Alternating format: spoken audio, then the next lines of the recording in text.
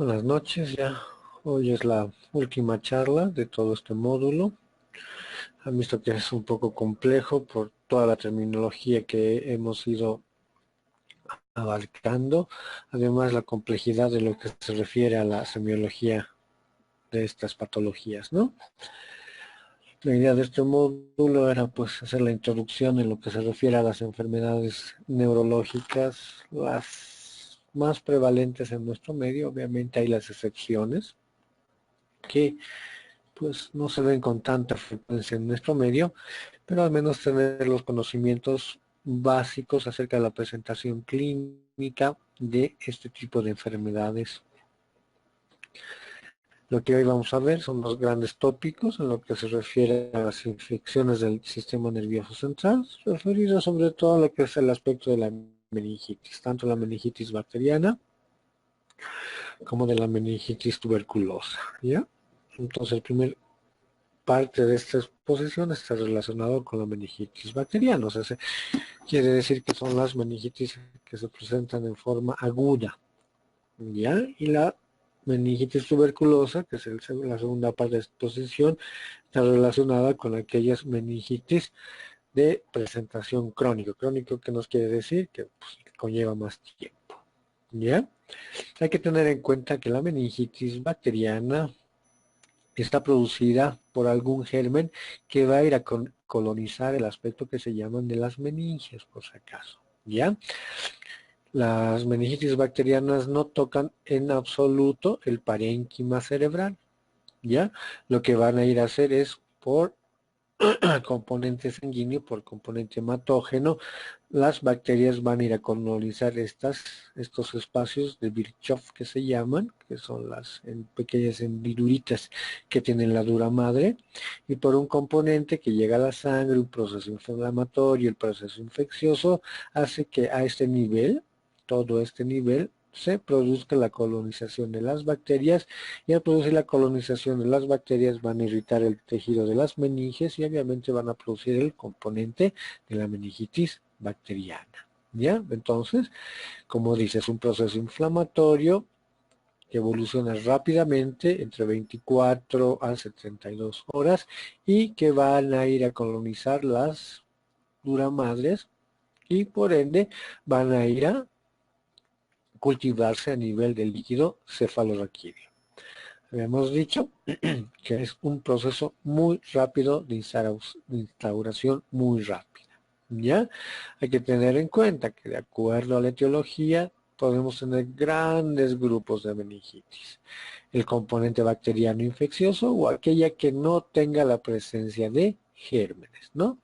Entonces nuestro componente bacteriano está relacionado a tener bacterias, a tener virus o el componente de la tuberculosis, ¿ya? Entonces es un pequeño esquemita que nos dice cómo se puede producir el componente infeccioso y cuál puede ser el componente no infeccioso. Sí, había habido presentaciones meningias que no tengan un componente tóxico infeccioso, ¿no? Como que dice que no son infecciosas como enfermedades comunes, la utilización de drogas sí pueden presentar cuadros rígidos, en lo que se refiere a utilizar el haloperidol, o tener componentes de tumores que pueden comportarse como un cuadro meningio, o sea, no tienen infección, no tienen fiebre. En cambio, estas, las bacterianas, las virales y la tuberculosis son las que se van a presentar con un cuadro tóxico infeccioso. ¿Qué es lo que sucede? Aquí vamos a ver. Bien. Entonces, para que se produzca el proceso infeccioso, debe haber alguna alteración a nivel de los capilares de la mucosa respiratoria, vale decir, todo lo que se refiere a la nariz y la garganta. Por algún motivo se produce una disrupción en todo, en todas las, en todos el componente de la mucosa es lo que recubre a estos elementos anatómicos de la nariz, oído y garganta. Entonces, por algún mecanismo infeccioso, microtraumas, procesos infecciosos que vayan a dañar la mucosa, va a producirse esta pequeña disrupción, o sea, destrucción de las uniones celulares, ¿ya? Y al producirse la disrupción en estas uniones celulares va a hacer que las bacterias se multipliquen, pues obviamente en un medio propicio, ¿ya? ¿Y qué es lo que va a pasar? Por la contigüidad de tejidos, contigüidad nos quiere decir que está muy cerca de estructuras nerviosas, lo que se refiere a la nariz, el oído y la garganta, va a hacer que estos elementos bacterianos nocivos activen todo un componente inflamatorio, van a lesionar en mayor cantidad el endotelio y van a poder producir el paso de ciertas sustancias de la bacteria o algunas bacterias hacia el líquido cefalorraquídeo. Obviamente, se va a producir un proceso inflamatorio muy severo que va a afectar la circulación sanguínea y obviamente van a producir un proceso inflamatorio severo, produciendo pues una hinchazón en el cerebro, produciendo alteración en la circulación del cerebro y por lo tanto aumentando la presión intracraneana. No solo se produce la disrupción a este nivel, sino obviamente pueden producir alteraciones del flujo sanguíneo cerebral y bien saben ustedes en general que las bacterias sobreviven con la presencia rica de oxígeno y sobre todo su alimento que es el azúcar. Y obviamente el cerebro tiene obviamente el mayor porcentaje de consumo de oxígeno y el mayor porcentaje de aporte de azúcar. Entonces, por eso que estos elementos bacterianos se propagan y pueden cultivarse muy fácilmente a esos niveles. ¿Ya? Obviamente, si producen alteraciones vasculares, aumentando la presión intracraneana, componente en la irrigación y alteración en el flujo cerebral, van a ir a producir un daño neurológico. Como ustedes pueden ver, el proceso de la meningitis no había sido directamente por la inflamación de las meninges o la colonización de las bacterias en las meninges, sino produce un daño neurológico por un proceso inflamatorio severo que va a comprometer el componente vascular, o sea, la irrigación a nivel del cerebro. ¿Ya? Entonces, son los elementos primordiales para que se produzca la alteración. ¿Ya? Y acuérdense, dependiendo donde se produzca mayor colonización de estos elementos bacterianos y por ende alterar en mayor cuantía el flujo sanguíneo y alterar el metabolismo neuronal y obviamente aumentar la presión intracraneana, si estos se localizan a nivel de la sustancia gris, van a tener pacientes con alteración del estado de conciencia, convulsiones o la posibilidad de focalización, vale decir que tenga un déficit neurológico. Entonces pueden ser pacientes que están con alteración de la conciencia y les pidan que valoren a ustedes al paciente porque se está produciendo la alteración del estado de conciencia o que tenga respuesta inadecuada ante algunas preguntas, ¿no? Esto puede ser en fases muy agudas dentro de las 24 horas, ¿no? Y el daño en la sustancia blanca puede estar relacionado con la presencia de movimientos anormales o del equilibrio, ¿ya? O sea, como ustedes pueden ver, dependiendo de la colonización. Eso es lo que hablábamos.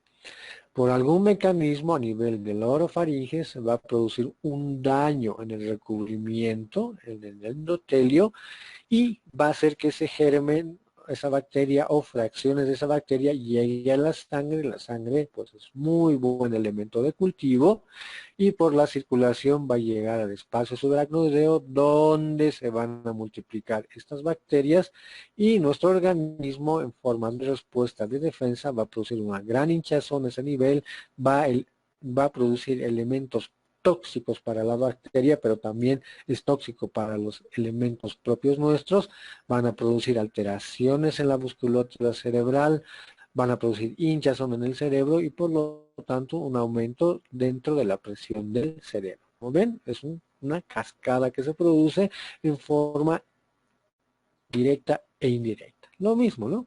En la mucosa, la bacteria, por algún motivo la bacteria va a poder romper estas uniones que tenemos entre célula y célula, como ven ustedes, y pasa a través de estas células mucosas, va a colonizar a la sangre, se va a producir mayor multiplicación porque obviamente encuentra los elementos propicios para multiplicarse y alimentarse y va a llegar a nivel de las meninges, donde ahí se va a producir toda la respuesta inflamatoria. ¿Ya? Es lo que estamos viendo.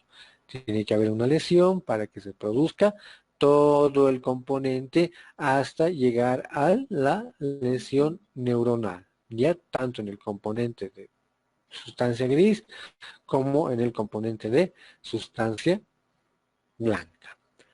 Antes, la persona que enfermaba de meningitis, pues obviamente la sobrevida era muy mala, porque obviamente no se tenía en cuenta tanto los factores de prevención como los de tratamiento. Y los de prevención había sido la vacunación contra la Haemophilus influenzae del tipo B, es lo que ustedes han debido ver cuando ha habido todo esta epidemia que se ha producido en nuestro país por la influenza. Entonces se ha procurado vacunar a la mayoría de los pacientes, obviamente que no tengan enfermedad, para protegerles de este germen, ¿no? Sobre todo de la influenza.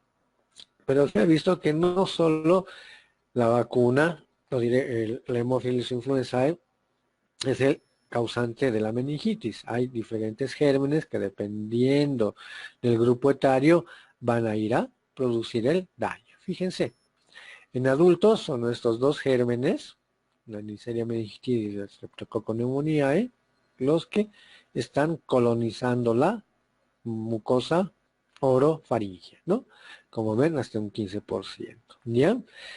No he visto hasta ahora que se produzca un cuadro de una Neisseria meningitidis, porque cuando se produce el cuadro de una meningitis por una Neisseria es sumamente contagioso. Ahí tienen que entrar en cuarentena todo aquel personal que ha estado en contacto con el enfermo, porque es sumamente contagioso.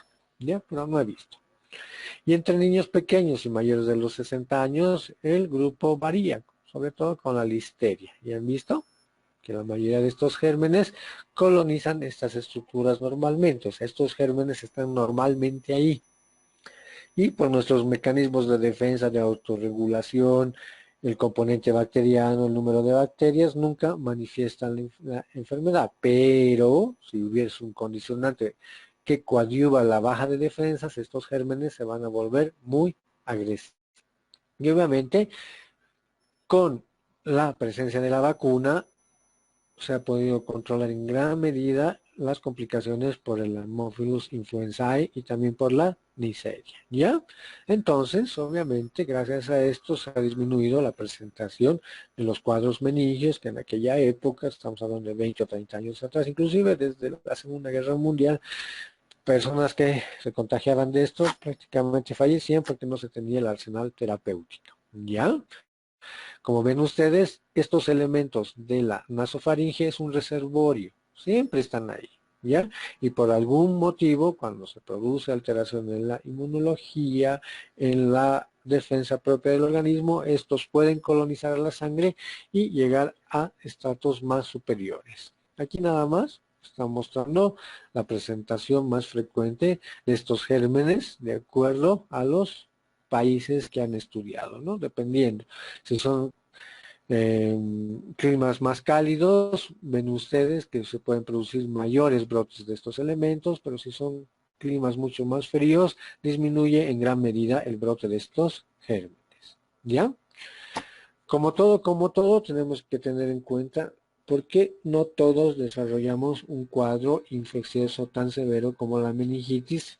Si a nosotros en nuestra vida cuántos resfríos comunes tendremos o cuántos habremos pasado un cuadro de un resfrío y realmente era una influenza, ¿no? Pero hay que ver en cuenta cuáles son los factores de riesgo. Extremos de la edad, mayores de 60 años y mayores de 5 años, o sea, sí tiene mayor porcentaje de sufrir esta enfermedad, ¿ya? El género masculino, la raza, el bajo estado social, sobre todo el componente de la desnutrición y sobre todo este elemento, estar en lugares donde existe hacinamiento. ¿Ya? Obviamente, ahí es mucho más fácil el contagio de estos gérmenes. ¿Ya? Obviamente, ya, estamos en un grupo etario que tenga estos riesgos, pero ¿qué más puede ser? Uno, que tengamos una colonización reciente, o sea, vale decir que tengamos algún tipo de resfrío, algún tipo de influenza o algún tipo de infección a nivel de la nasofaringe, ¿ya? Fundamental, no va a ser un evento netamente al azar de que alguien se contagie, sino debe haber alguien cercano de que tiene un cuadro meningio en ese momento, ¿ya? Y otro condicionante es que algunas infecciones propias del lugar pueden condicionar a la colonización de estos gérmenes hacia la sangre. Problemas de sinusitis, mastoiditis y otitis, ¿no? O sea, inflamaciones e infecciones en el oído. Pero, como les digo, no porque nosotros tengamos estas enfermedades infecciosas a este nivel, vamos a desarrollar un cuadro meningio. No, depende de nuestra inmunidad, de nuestra reserva inmunológica, de nuestras defensas. Pacientes que tienen cualquier tipo de enfermedad infecciosa a nivel del corazón, como es la endocarditis bacteriana. La endocarditis bacteriana tampoco es un evento aislado. Se tiene que producir en pacientes, sobre todo, que hacen abuso de drogas intravenosas. O sea, es un lugar, es un elemento por donde el germen puede ingresar muy fácilmente a la sangre por el uso de jeringas y obviamente va a producir infecciones tanto cardíacas y por ahí va a ser el mecanismo de que se vaya hacia las meninges. Los defectos a nivel de la dura madre, sobre todo por traumatismos cráneoencefálicos o un defecto congénito como son los encefaloceles y los componentes después de una cirugía, ¿no? De cráneo, de cabeza, pero es muy raro porque obviamente ahora con las medidas de limpieza, asepsia y antisepsia, es muy difícil que un germen colonice tras una cirugía. Sí, tal vez un traumatismo craneoencefálico, obviamente este se produzca en la carretera, en algún terreno donde las condiciones higiénicas del lugar donde se produce el evento, pues no son las más adecuadas. Y los defectos congénitos sí relacionados con lo que se refiere a la malformación del tubo neural y obviamente al mal cierre de esto o la presencia de encefaloceles o meningoceles que se infectan muy fácilmente. La utilización de lo que se refiere de la derivación ventriculoperitoneal, otros dispositivos muy raros o implantes corneales, ¿no? Pero como les digo, todos estos elementos de lo que se refiere a los defectos durales, las derivaciones ventriculoperitoneales, algún tipo de implantes, pues casi es muy raro porque los protocolos de asepsia y antisepsia para realizar este tipo de procedimientos invasivos son muy reglados, muy estrictos y es muy difícil que se produzcan ya este tipo de alteraciones, ¿ya? Otro componente a tener en cuenta, les había dicho, ¿no? Todos tenemos una respuesta ante las infecciones. Los glóbulos blancos pues tienen una capacidad de resolver las infecciones que nosotros tengamos. Pero esta función de los glóbulos blancos en su producción, en su función y en su reconocimiento del germen pueden estar alterados por algún otro tipo de situaciones. Pacientes que por algún motivo han tenido que operarles el vaso. El vaso pues es un órgano que produce gran cantidad de glóbulos blancos y obviamente está relacionado con nuestras inmunidades, ¿no? Algunos tipos hematológicos donde se produce una alteración en la forma y función de los glóbulos blancos, muy raro. Las neoplasias obviamente ya en estadios avanzados donde el paciente está muy desnutrido y obviamente todos sus mecanismos de defensa están alterados. La diabetes sí ha demostrado que produce un enlentecimiento en la reacción de los glóbulos blancos en este tipo de pacientes, obviamente, y la diabetes pues es un elemento más que puede contribuir a la colonización y a la replicación de gérmenes muy fácilmente. El alcoholismo y la cirrosis relacionado a este acápite, porque el alcoholismo y la cirrosis va a producir pues una desnutrición tanto calórica como proteica y eso va a conllevar a que las defensas no sean adecuadas, ¿ya? Unas deficiencias inmunológicas, es muy raro, ¿no? Cuando se produce una alteración en la función de los mecanismos de defensa. El VIH, obviamente, esto está relacionado porque este virus merma tanto a los linfocitos, los CD4, los CD8, que son pues los responsables de reconocer la enfermedad y presentar la enfermedad a otro tipo de células para que estas células reaccionen y controlen la enfermedad. Y obviamente pacientitos que están sometidos a drogas inmunosupresoras, pacientes que están cursando algún tipo de cáncer, pacientes que están sufriendo de leucemia, pacientes que utilizan pues inmunosupresores por una artritis reumatoide, por un Sjögren, por un lupus, por una misma esclerosis múltiple, etcétera, etcétera, ¿no? Entonces son factores que van a condicionar de que pueda producirse en mayor riesgo la meningitis, ¿no? Lo mismo, ¿cuál es el porcentaje de aparición de estos gérmenes antes de la vacuna como después de la vacuna? Esto ha ido variando. Antes en la Haemophilus, la influencia, era el mayor germen productor de meningitis. Una vez que se ha producido ya la vacunación sistemática para el resfrío común o estacional, pues obviamente ha disminuido en gran medida, pero se han ido presentando variaciones con gérmenes más agresivos en lo que se refiere a su presentación clínica. No, lo mismo, son los gérmenes que se producen tanto en niños pequeños, mayores o aquellos que han sufrido algún tipo de procedimiento quirúrgico o han sufrido un traumatismo cráneoencefálico, ¿no? Nos da esto la orientación de qué germen posiblemente esté cultivándose en estas estructuras para tener un tratamiento más orientado para poder actuar en estos gérmenes, ¿ya? Lo importante antes de iniciar un tratamiento es poder identificar el germen que está condicionando la enfermedad. ¿Por qué? Mientras más pronto identifiquemos el germen, vamos a poder dar el tratamiento antibiótico adecuado y obviamente mientras más pronto demos el tratamiento adecuado, la sobrevida va a ser muy alta e inclusive no va a existir ningún tipo de secuelas neurológicas, ¿ya? Y obviamente el examen que debemos realizar es la punción lumbar para poder examinar el líquido cefalorraquídeo.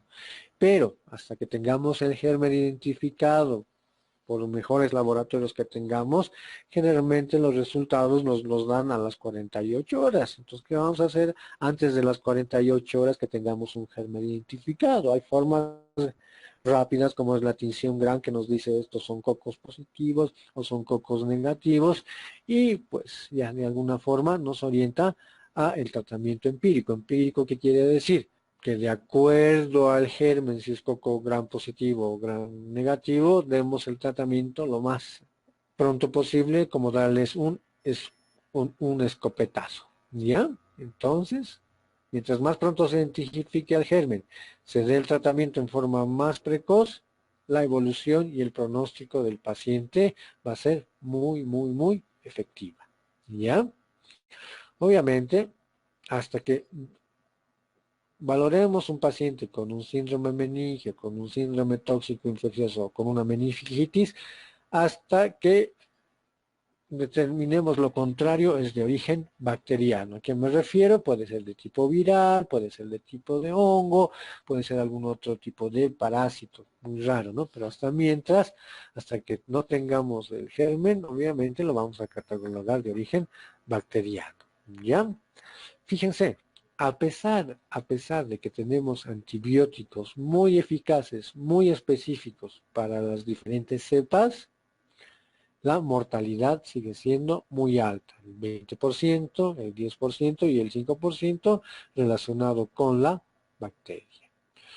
Obviamente, la mortalidad va a estar directamente proporcional cuando haya algún retraso en el diagnóstico de este tipo de patologías, ¿ya? Sobre todo, si no se sospecha o no se reconoce que el paciente está cursando con un cuadro meningio y obviamente como no se sospecha que está cursando con un cuadro meningio, el tratamiento va a ser postergado y cuando se posterga el tratamiento dentro del tiempo máximo admisible, las secuelas pues pueden ser muy severas o la mortalidad del paciente. ¿Ya? Ustedes dirán, pero ¿cómo es posible que nosotros podamos retrasar el diagnóstico? Uno, por falta de conocimiento, o sea, por falta de aplicación de los conocimientos de valorar un pacientito que se sospeche de una meningitis. ¿Ya? Otro componente importante, estos pacientes este cuadro meningio generalmente se manifiesta con un episodio como si fuera una gripe un poco fuerte. Entonces los pacientes acuden a la farmacia. En la farmacia, ya no es tanto como ahora, más bien, le empiezan a dar tratamiento o están acostumbrados a que algunas veces algún paciente le dice, doctor, deme una ampicilina para que se me pase mi resfrío. Y ahí es donde se produce un problema serio. ¿Por qué? Porque puede estarse incubando un cuadro meningio, darle un antibiótico en forma inadecuada en lo que se refiere a su presentación y a su posología, hace que este germen mute, se vuelva mucho más agresivo y obviamente vaya a colonizar mucho más rápido. O se sienten con fiebre y los pacientes obviamente toman algo para bajar la fiebre y ustedes bien saben que la fiebre es un mecanismo de defensa de nuestro organismo, porque hay gérmenes, inclusive hay virus, de que aumentando un gradito la temperatura corporal no toleran este aumento de temperatura y pueden producir obviamente la muerte de este germen. Y al controlar la fiebre por otros elementos hacen que se enmascare esta enfermedad, el germen se sigue multiplicando, el paciente baja sus síntomas de dolor de cabeza, fiebre, malestar general, pero el germen se sigue multiplicando. ¿Ya? Obviamente estamos hablando ya cuando el germen ha colonizado lo que se refiere al líquido cefalorraquídeo a través de unas meninges, ¿no? No quiere decir que vamos a hablar de la generalidad. ¿Ya? ¿Por qué se caracteriza la meningitis bacteriana? Estamos viendo que se debe presentar en una forma aguda. ¿Ya? Los síntomas pueden ser 24 horas de presentarse las molestias e inclusive, como ustedes pueden ver, hasta 2 semanas, ¿no? Cuando es más prolongada la presentación, es más solapada, hace que tengamos mayores errores de diagnóstico y obviamente cuando lleguemos al diagnóstico final, el paciente ya puede estar muy comprometido, tanto en su aspecto funcional como en su aspecto vital. ¿Por qué se caracteriza la meningitis? Por fiebre. Todos tenemos fiebre en tu proceso gripal, pero son fiebres de 39, 40 grados, o sea, elevadas. No son menores de los 38.5 grados centígrados, ¿ya? La presencia de rigidez de nuca. La presencia de rigidez de nuca no es nada más un sinónimo que se está produciendo una inflamación a nivel de las meninges, ¿ya? Y alteración de disfunción cerebral, sobre todo alteración del nivel de conciencia, ¿ya? Entonces, muchas veces el pacientito llega desorientado y puede atribuirse que es un cuadro psicótico agudo o una enfermedad mental o algún componente de ansiedad, de depresión, porque los otros síntomas... Gracias. Entonces, lo que decíamos, esta triada, ¿no? La fiebre, la rigidez de nuca y los signos de disfunción cerebral son las condiciones primordiales para pensar de que se trate un cuadro meningio. El diagnóstico se lo hace con la realización de la punción lumbar, que es un procedimiento con el cual se obtiene el líquido cefalorraquídeo. Ya.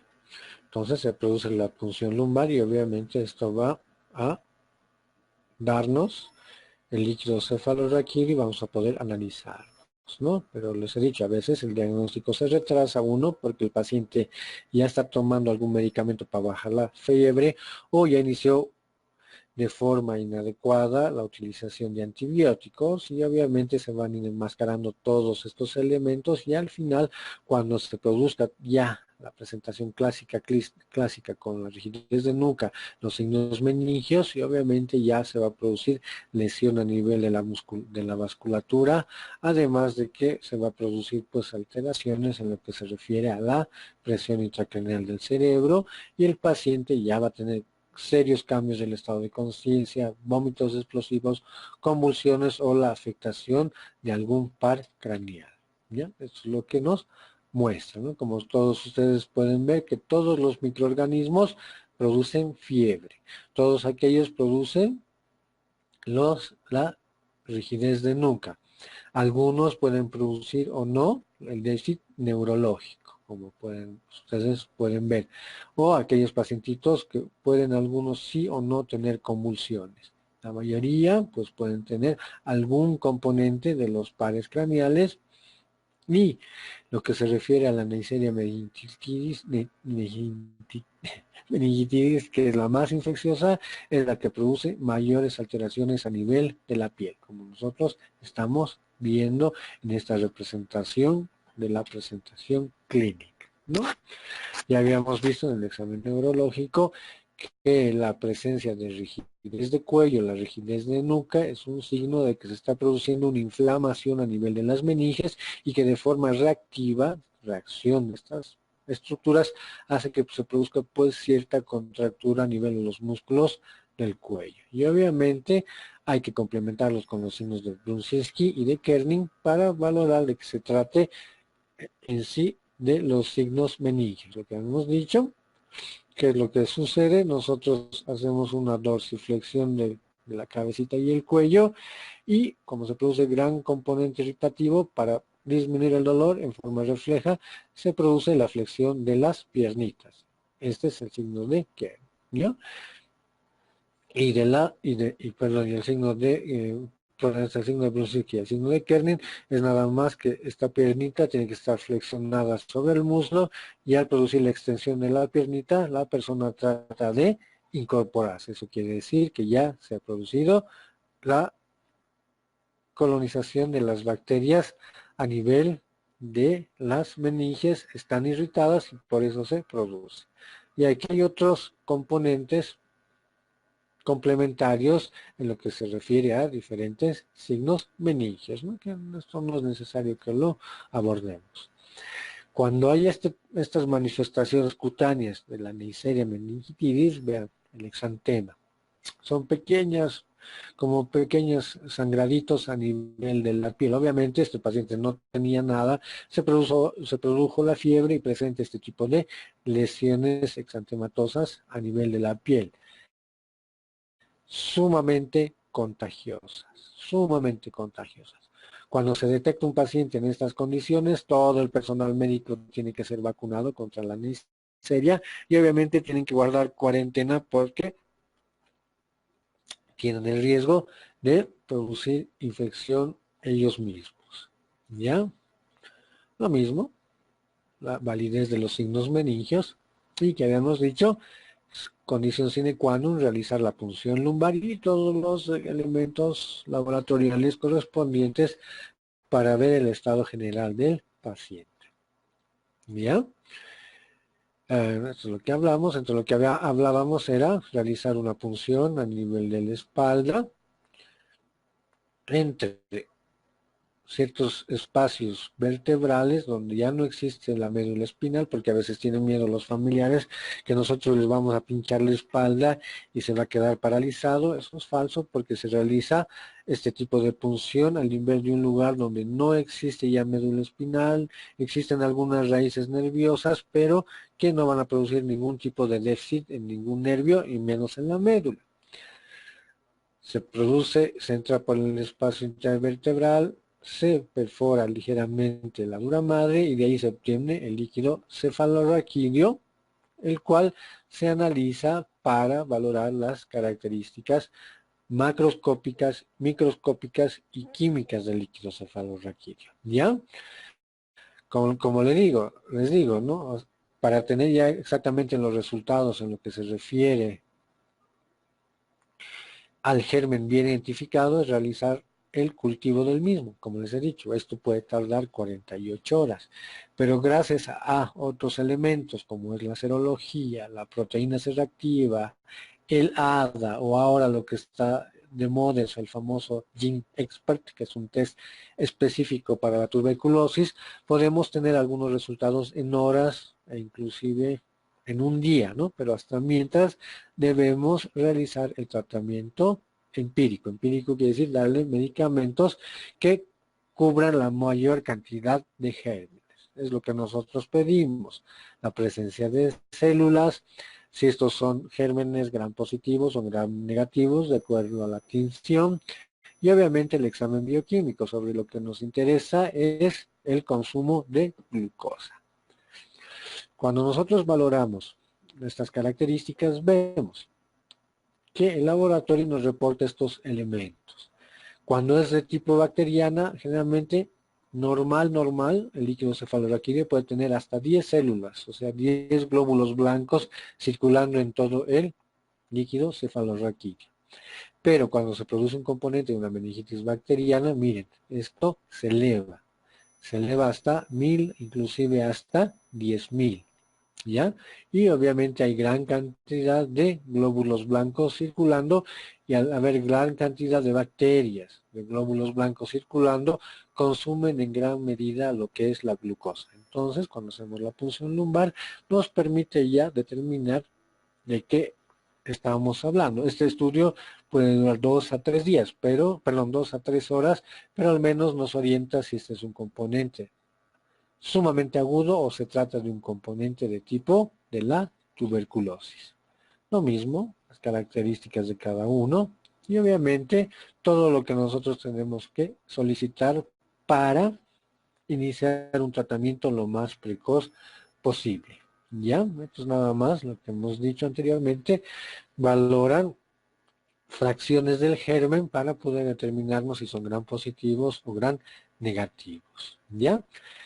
¿Qué nos interesa saber? Si hasta que tengamos los resultados, dependiendo del laboratorio que nosotros utilicemos, la proximidad de laboratorios a nuestro centro hospitalario, inclusive la presencia de los equipos adecuados y los reactivos adecuados, debemos realizar un tratamiento ya empírico hasta que tengamos el resultado, ¿ya? Pero lo que tenemos que tener en cuenta es que este antibiótico pueda penetrar a nivel de las meninges y tener valores adecuados a nivel del líquido cefalorraquídeo, ¿ya?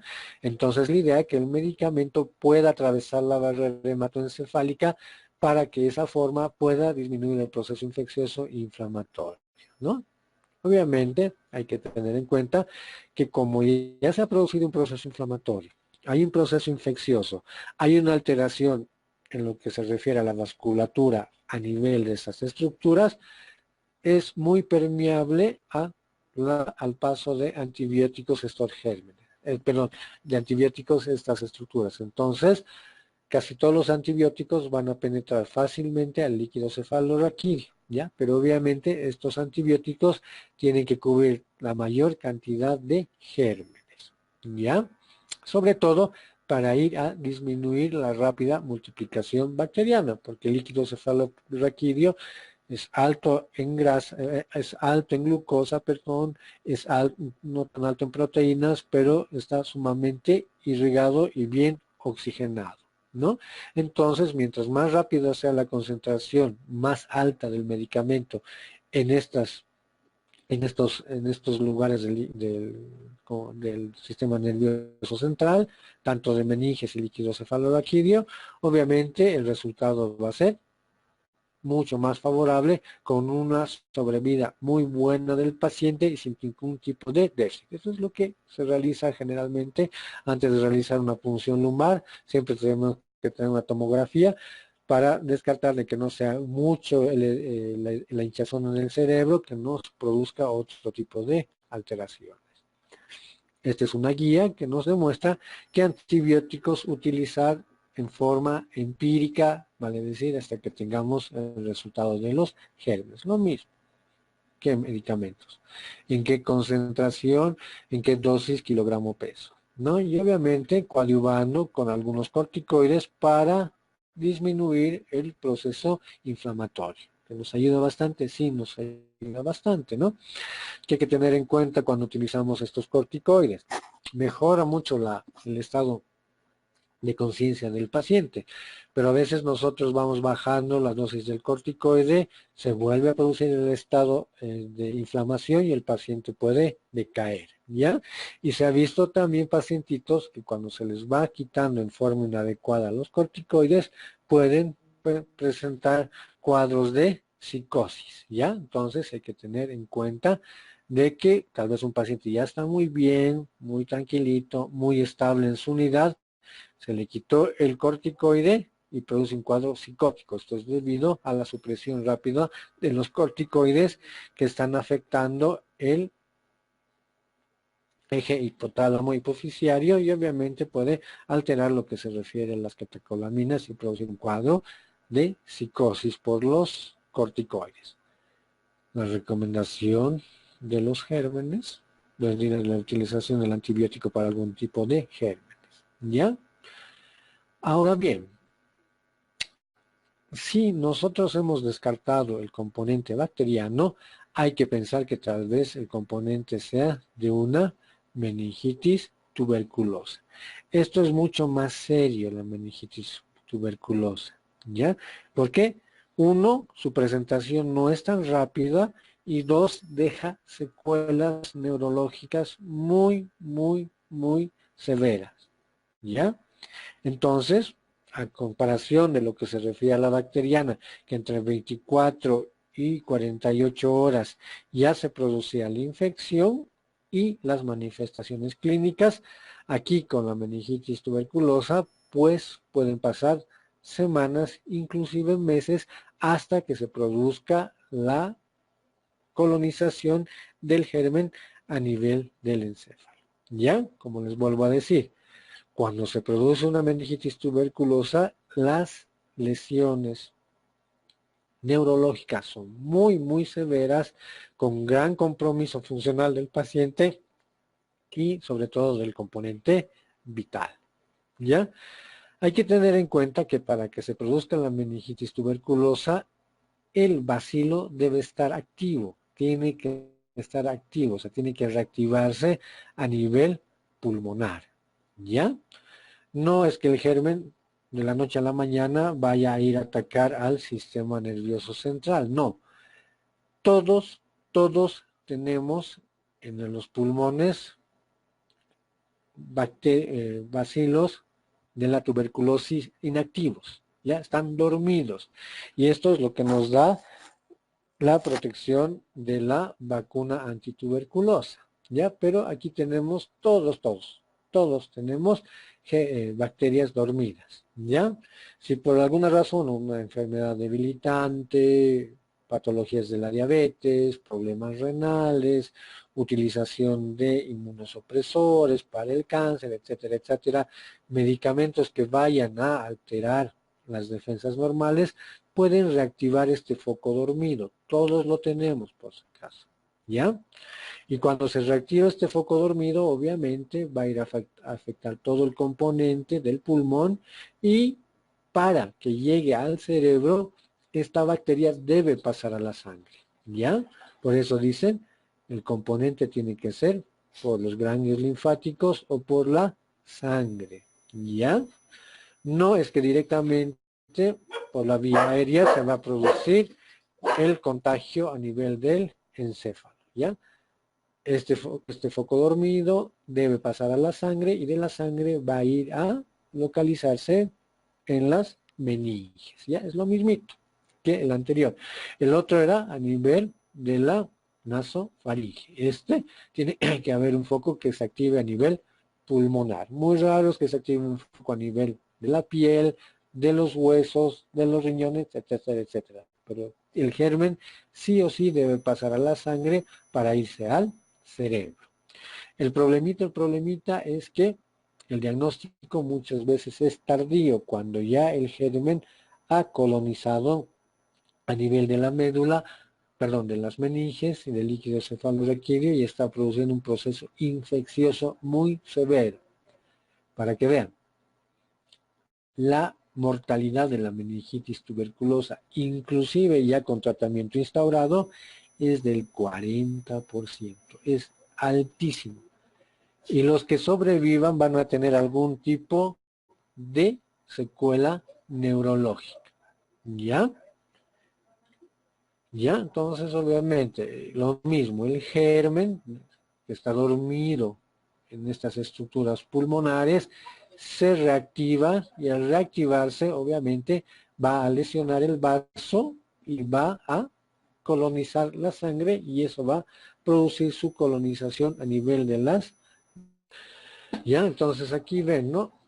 Hasta el 2000, en otros centros, era la primera causa de muerte de tipo infeccioso, ¿ya? Siendo más afectados los niños no vacunados y los adultos, con una letalidad del 40%. Conste que la vacunación no nos protege al 100% de desarrollar tuberculosis, por si acaso. La vacuna que a nosotros nos ponen desde el recién nacido hace que el Mycobacterium tuberculoso se localice y se quede dormido a nivel pulmonar. O sea, la vacuna nos protege de todas aquellas tuberculosis extrapulmonares, ¿ya?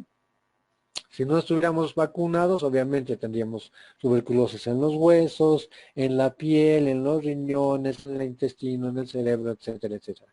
Pero gracias a la vacuna hace que este germen quede dormido siempre en el pulmón, porque siempre nosotros vamos a tener contacto con este germen y ahí con nuestras defensas y más nuestra vacuna va a hacer que el germen se quede dormido en nuestros pulmones. ¿Ya? ¿Ven? Como les digo. La diseminación sí tiene que siempre empezar del pulmón y irse a la sangre. Y cuando se va a la sangre puede atacar al mismo cerebro, atacar a las meninges, al hueso, a la médula espinal o a las vértebras. Como ustedes pueden ver, ataca a esas estructuras que están sumamente irrigadas, tienen gran aporte de oxígeno, gran componente de nutrientes, sobre todo de la glucosa. ¿Ya? Lo mismo. Se produce pues una inflamación severísima a nivel de las meninges y al producir pues esta inflamación severísima de las meninges produce una aracnoiditis y la aracnoiditis pues produce cambios vasculares muy, muy, muy serios porque los gérmenes y el componente infeccioso se va a depositar por gravedad a nivel de la base del cráneo. Y al depositarse en la base del cráneo hace que no circule adecuadamente el líquido cefalorraquídeo y se va a acumular líquido cefalorraquídeo produciendo hidrocefalia. ¿Ya? Esta es la hidrocefalia, ¿no? Lo que se produce, el aumento de líquido en el sistema ventricular. Y esto sobre todo es que el germen, el proceso inflamatorio, como pueden ustedes no saber el germen, sino el proceso inflamatorio se está localizando a nivel de base del cráneo, esto va a producir pequeñas hemorragias por vasculitis y va a obstruir lo que se refiere al adecuado drenaje del líquido cefalorraquídeo. Aquí, así es como se deposita toda la fibrina, el proceso infeccioso desencadenado por el Mycobacterium tuberculoso, ¿no? Vean cómo se produce esta natilla a nivel de la base del cerebro, va a impedir que el líquido cefalorraquídeo circule adecuadamente, va a traicionar algunos pares craneales, por eso el trastorno de los pares craneales y sobre todo produce procesos inflamatorios, producen infartos cerebrales al producir la obliteración de los conductos por donde circula el líquido cefalorraquídeo, produce hidrocefalia y el pacientito muere. ¿Okay? Estamos hablando. Esto queda lleno de cicatrices. Igual, en el ojito puede producirse, pues, obviamente, lesiones vasculares o la presencia de colonización de micobacterios. Muy raro, ¿no? ¿Por qué se caracteriza? Es mucho más solapado, no es tan específico como el anterior. Se caracteriza por debilidad, por pérdida de ganas, por dolores musculares, por pérdida del apetito y por dolor de cabeza. Si esto va aumentando, ya el paciente, sobre todo pediátrico, se vuelve muy irritable, ya puede tener trastornos del comportamiento, somnolencia, no quiere alimentarse y dolor abdominal, ¿no? El problemita de nuestro medio, y hasta identificar que se trate realmente de una tuberculosis una meningitis por una tuberculosis, muchas veces no llegan en estos estadios, en el estadio 2 o en el estadio 3, donde ya se ha producido una lesión cerebral o ya el riesgo vital del paciente es muy elevado. Ojalá pudiéramos contactar a los pacientes cuando se encuentran en el estadio 1, donde tienen un cuadro tóxico infeccioso. Pueden tener irritabilidad, pueden tener trastornos del apetito, problemas intestinales o presentar vómitos. Como pueden ustedes ver, completamente inespecífico. ¿Ya? Y a veces el dato que nos orienta a que este pacientito se encuentre en estadio 1 es cuando preguntamos si en la casa o algún familiar cercano o en el trabajo hay alguna persona que tenga tuberculosis. Y nos dicen, sí, su tío, su abuela o su compañero de trabajo está cursando con tuberculosis, pero está con tratamiento. Eso nos orienta, es el famoso COMBE, ¿no? Es esa relación que han hecho una relación entre la presencia de un familiar de primer, segundo grado o compañero de trabajo, portador de tuberculosis, que es el foco para que se produzca la infección. 2. Si ya nos llegan estos estadios, donde ya hay un componente de una irritación meningia, y hay signos de que ha aumentado la presión intracraniana o ha convulsionado o ya tiene algún tipo de alteración neurológica, ya estamos viendo que es un cuadro moderado. Se inicia el tratamiento, obviamente, realizando también los mismos exámenes de una punción lumbar y ya tenemos los datos de una meningitis tuberculosa. Cuando ya se ha establecido, sobre todo con lesiones cerebrovasculares, pues el pronóstico no es muy bueno desde el aspecto funcional, ¿ya? Y si ya nos viene un estadio 3, todo lo anterior, el paciente puede estar comatoso, estuporoso, hay poca respuesta ante estímulos, ya la presencia de convulsiones e inclusive de movimientos involuntarios y los signos neurológicos son mucho más profundos o que abarcan más elementos del examen neurológico, el pronóstico funcional y vital es malo. Mueren hasta el 40%, quedan con secuelas muy severas de por vida. ¿Ya? Lo mismo.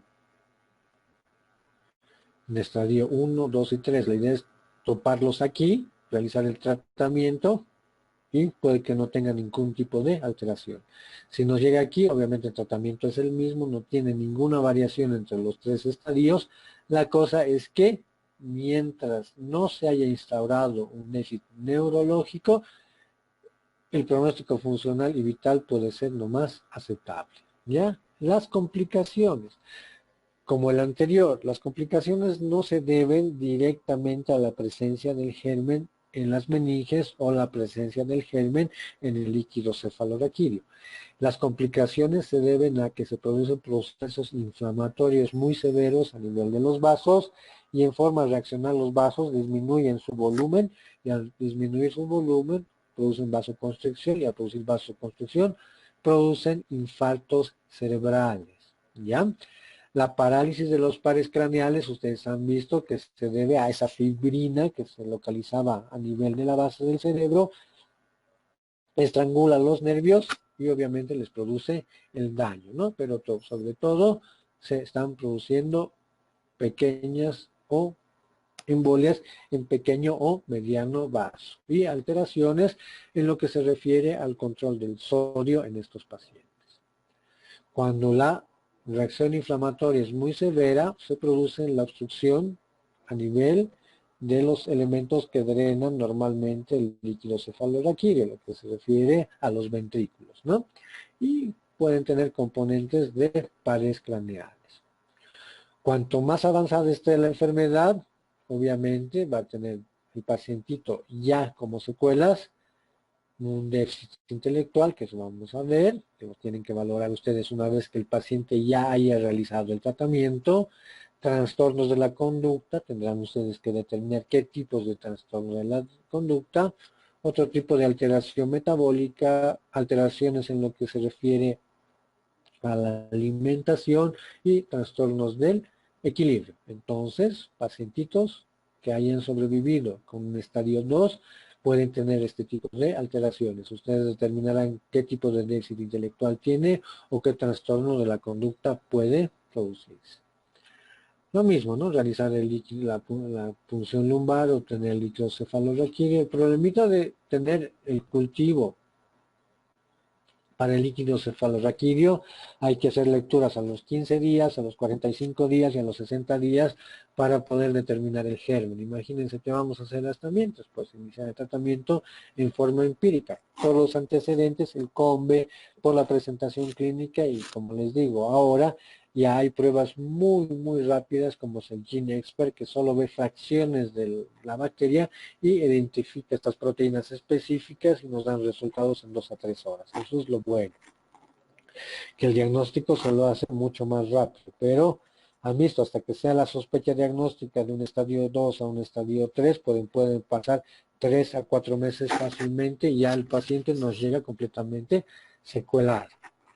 Ya, esto no es nada más que hidrocefalia cuando se produce obstrucción del líquido cefalorraquídeo.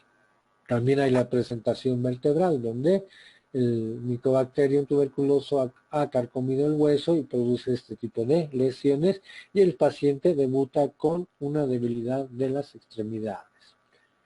En algunos casos, la respuesta inmune se restablece en estos pacientes, se defienden de la enfermedad y lo encapsulan en los famosos tuberculomas. El tratamiento de estos es lo mismo. Lo bueno es que es una infección localizada a ese nivel, ¿ya? Y obviamente no va a producir una colonización a nivel del líquido cefalorraquídeo o a nivel de las meninges. Digamos, es de mejor pronóstico porque es una lesión bien estructurada, ¿ya? Lo mismo, hay que hacer pues diagnósticos diferenciales con otras patologías. El tratamiento siempre debe ser lo más pronto posible. El tratamiento para la tuberculosis es lo mismo, igualito que fuera una tuberculosis pulmonar, del riñón, de la piel, es igualito. Lo único que se prolonga durante más tiempo, vale decir, si ahora son esquemas de 6 meses, para la tuberculosis meningia es 1 año y obviamente necesitamos el apoyo de ustedes para que el paciente se adhiera al tratamiento. Si no se adhiere al tratamiento, la recidiva es alta, la resistencia a los medicamentos antituberculosos es alto y las complicaciones a corto y mediano plazo por haber dejado el medicamento son muy severas. Y el problema es que el pacientito se vuelve muy contagioso para su medio. ¿Ya? El tratamiento, los medicamentos. El problema es que tienen que tomar pues pastillas pues todos los días durante estos 6 meses y obviamente eso puede acobardar a cualquiera. Obviamente con el apoyo de ustedes debemos lograr la adhesión del paciente a su tratamiento. ¿Ya? El pronóstico, ya habíamos dicho, dependiendo del estado evolutivo que nos llegue el paciente a la consulta. Mientras más pequeñito sea el paciente o mayor sea la edad del paciente, vamos a tener mayores secuelas, ¿no? Mientras más pronto le dé la enfermedad, va a tener mayores trastornos del comportamiento, ¿no? O sea, secuelas de tipo psicomotoras. Dependiendo del estado evolutivo del paciente, habíamos dicho, si nos llega en estadio 1, en estadio 2 o en estadio 3, ahí será, ¿no? Mientras nos llegue en estadio 1, lo que se refiere a las complicaciones pueden ser mínimas. Pero si nos llegan a estadio 2, estadio 3, las complicaciones pueden ser severas, tanto neurológicas como de comportamiento. Y cuando ya nos llega en un estadio muy avanzado, la mortalidad hasta del 40%, inclusive con tratamiento ya establecido. ¿Ya? Entonces, todos estos pacientitos en estadios agudos nos pueden producir cuadros de delirio. ¿Ya? Una vez que se diagnostica la enfermedad, se controla la infección, se mantiene el tratamiento, los pacientes pueden producir trastornos delirantes. Y eso nos quiere decir que ha existido una lesión ya establecida y el paciente va a tener este tipo de alteraciones. Cuadros psicóticos, esto puede ser en forma aguda, generalmente desencadenado por el componente tóxico infeccioso. Pero si se producen lesiones vasculares, y ustedes ya conocen esa tablita que les di cuando hemos hablado de evento vascular cerebral, a qué nivel se produce la lesión.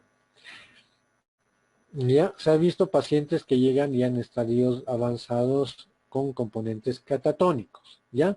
Pero estos componentes catatónicos no son directamente responsables por la enfermedad, ¿ya?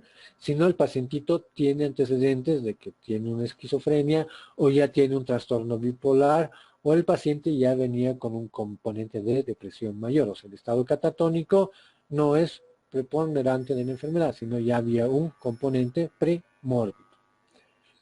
El deterioro cognitivo. Esto es muy severo a nuestros pacientes porque, bien saben, ¿no? Habíamos dicho, la fibrina, el componente inflamatorio, se deposita a nivel de la base del cerebro y ahí están los núcleos amigdalinos, ahí está el hipotálamo, que son los responsables para el aprendizaje, para el manejo de recuerdos y obviamente como está alterada la amígdala también a ese nivel, pues va a producir serios componentes del comportamiento, ¿no? Con actitud muy agresiva, con componente apático o componente abúlico o con componente del hábito alimenticio, volviéndose bulímicos los pacientes, o teniendo el famoso síndrome de Claver-Vici, donde se produce una hiperoralidad, una hipersexualidad y una agresividad en este tipo de pacientes, porque se están produciendo los daños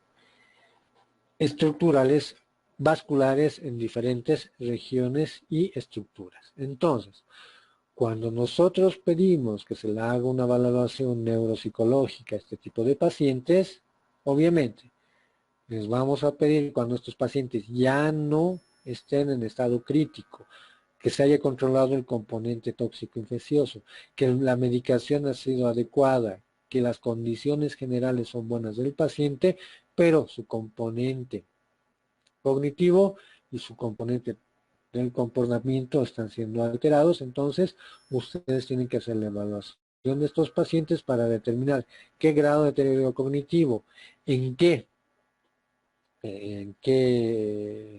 dominios está alterado el componente cognitivo y qué trastorno del comportamiento va a tener este pacientito. Acuérdense, pueden tener pacientes con estados premórbidos que nos puedan hacer sospechar que la presencia de esa característica neuropsiquiátrica sea de la enfermedad, pero estamos aclarando que este componente no necesariamente es propio de la enfermedad. Obviamente, podemos pedir pacientes que se los valoren y obviamente si van a tener cuadros depresivos, cuadros ansiosos, inclusive pueden tener cuadros de una depresión menor, algún tipo de personalidad borderline que nos va a impedir de que el pacientito pues siga su tratamiento en forma adecuada, sobre todo en lo que se refiere a pacientes con meningitis tuberculosa que tienen que seguir un tratamiento de 1 año y sobre todo a estos pacientitos que realizan la meningitis tuberculosa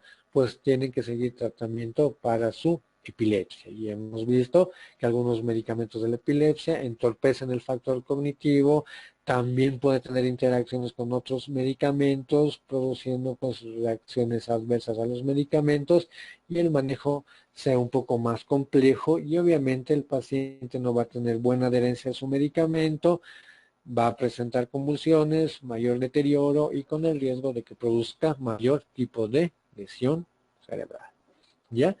Entonces, este es uno de los últimos temas que ya estamos abordando en lo que se refiere a estas patologías neurológicas. Como les decía, hay otras patologías, hay más patologías neurológicas, pero yo creo que estas son las más preponderantes en nuestro medio por su frecuencia, por sus características fisiopatológicas propias y obviamente por tener cierto grado de coincidencia en la presentación neuropsicológica de estos pacientes por estar afectado el componente vascular. Ya solo es la presentación clínica un poco diferente. A ver. Yo creo que eso es por el momento. ¿Alguna pregunta? ¿Alguna duda? Ya hemos coordinado con los responsables del curso la parte teórica. Sobre todo mañana vamos a hablar del examen neurológico. Ya tenemos el aulita designada que ya se las ha, seguramente el coordinador ya les ha dado la dirección.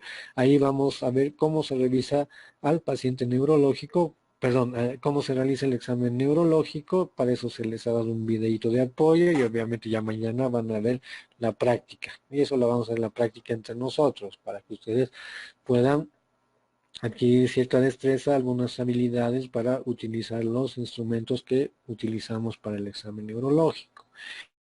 El sábado sí ya tenemos por suerte ya un lugar donde realizar la práctica, donde vamos a valorar pacientes neurológicos y al tener el diagnóstico del paciente neurológico, yo les voy a asignar a ustedes uno de estos pacientes para que ustedes ya le hagan la valoración neuropsicológica, ¿no?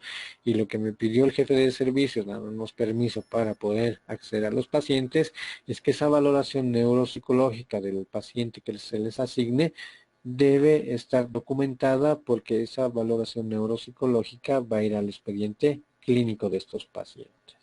¿Ya? Y obviamente también es parte de la calificación, ¿ya?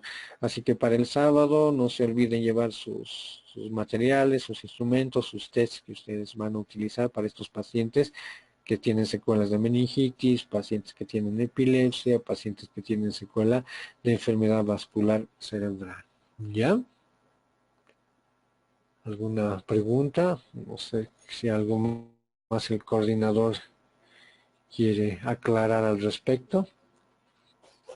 Doctor, buenas noches. Buenas noches. Buenas noches, doctor. Le habla Cassandra. Quiero preguntarle lo Buenas noches. siguiente. Sí, doctor, con respecto a las pruebas neuropsicológicas que vamos a tomar el sábado, básicamente están basadas en lo que van a ser las noxias, praxias y lenguaje del paciente. Y bueno, lo No, básico de la atención, memoria, etcétera. eso tienen que valorar lo que se refiere a las funciones cerebrales superiores, ¿no? Ya habíamos visto que hay diferentes dominios y a mí lo que me interesa es poder valorar qué dominio es el que está afectado. Obviamente, si ustedes detectan algún trastorno psicológico, ustedes ya podrán determinar depresiones mayores, menores, ansiedad, etcétera, etcétera. ¿Ya?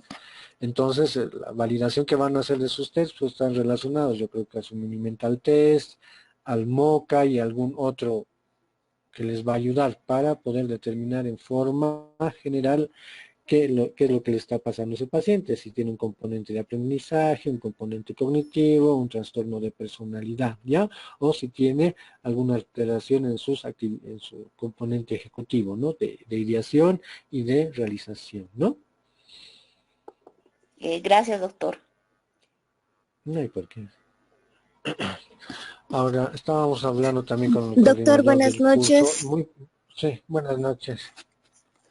Buenas noches, Lo que disculpe, estábamos le habla hablando, Mónica Ceballos. Sí, doctor, quería pedirle un favor, si es que nos pudiera aclarar un poquito más acerca del foro que tenemos que realizar, porque nos habla de validar un instrumento, pero en realidad no sé cómo pues, se podría validar este instrumento para el tema de la epilepsia. Por favor, muchas claro. gracias. Claro, lo que hemos validado son lo que se refiere a los test. ¿No? Hemos visto que estos pacientitos de epilepsia presentan algún tipo de trastorno neuropsicológico. Generalmente les daba los trastornos neuropsicológicos al finalizar el tema, ¿no ve? Entonces lo que ustedes tienen que ver es que, puedo sospechar que este paciente tiene un delirio, puede tener una psicosis, una depresión mayor, una menor. Entonces ustedes tienen que elegir el test más adecuado para determinar esto, o algún test que les diga que este pacientito está en riesgo de de un suicidio, ¿no? Que habíamos hablado de este tipo de pacientes. A eso me refería. O poder determinar el trastorno de personalidad que tenga el pacientito, ¿no? Sé que tienen unas pruebas muy excelentes en la validación de estos instrumentos, ¿no? Estaba viendo, hay algunos algunos cursantes de esta materia, de que por estos problemas que estamos teniendo acá en la ciudad, pues muy posiblemente no puedan llegar o por seguridad personal no acudan a estas prácticas que vamos a tener. Entonces lo que habíamos ido coordinando con los del curso es que aquellos cursantes de que no puedan llegar del interior, pues en su centro de trabajo, donde realizan sus prácticas, obviamente van a tener algún paciente neurológico con algún tipo de secuela vascular, epilepsia, retardo mental, qué sé yo, etcétera, etcétera. Pues me gustaría que valoren ese paciente y me manden el informe del paciente que tienen ahí en su centro donde trabajan. Así no se preocupen de que porque no han llegado acá no van a poder realizar la práctica. Doctor, buenas noches. Buenas noches. Le habla Alejandra Choque. Quería hacerle una consulta, doctor. Para el día sábado, ¿la evaluación neuropsicológica se lo va a realizar de forma individual o en grupos de 4, de 3 personas? Eso lo vamos a ver, porque sé ahorita que en el servicio hay 14 pacientes internados. Entonces, de acuerdo a la asistencia de los cursantes ese día, vamos a ver, de repente va a ser entre 2 o entre 3. Vamos a ver, dependiendo de cuántos van ustedes y cuántos pacientes están ahí. ¿Ya? Entonces yo creo que si lo realizan entre 2 o entre 3 puede que es una mejor ayuda. Y no se preocupen, no se estresen, porque no va a ser tan complicado las valoraciones que van a realizar esos pacientes. ¿Aló?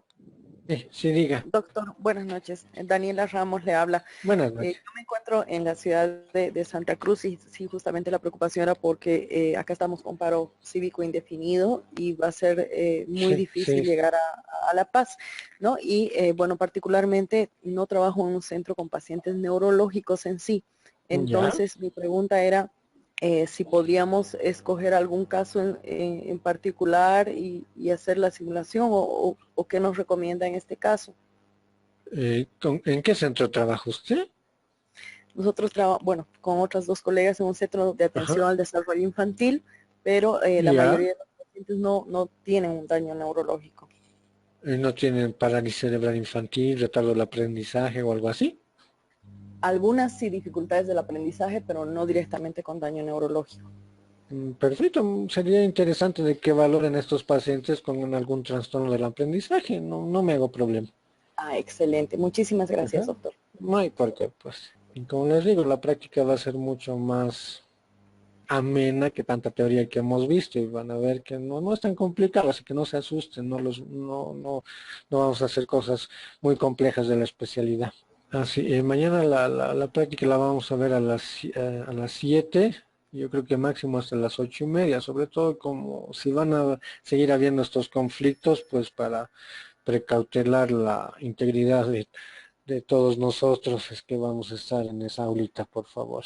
Si se prolonga un poquito más y las condiciones extra institución son las adecuadas, pues vamos a prolongar un poquito más, ¿no? Pero la práctica es la realización del examen neurológico y van a ver en forma práctica cómo se realiza este. Bueno, pues sería por el momento, ya entonces mañana nos vemos en el piso 10, en la aula que nos han asignado. A ver, voy a ver, ahorita el aula, ahorita vemos,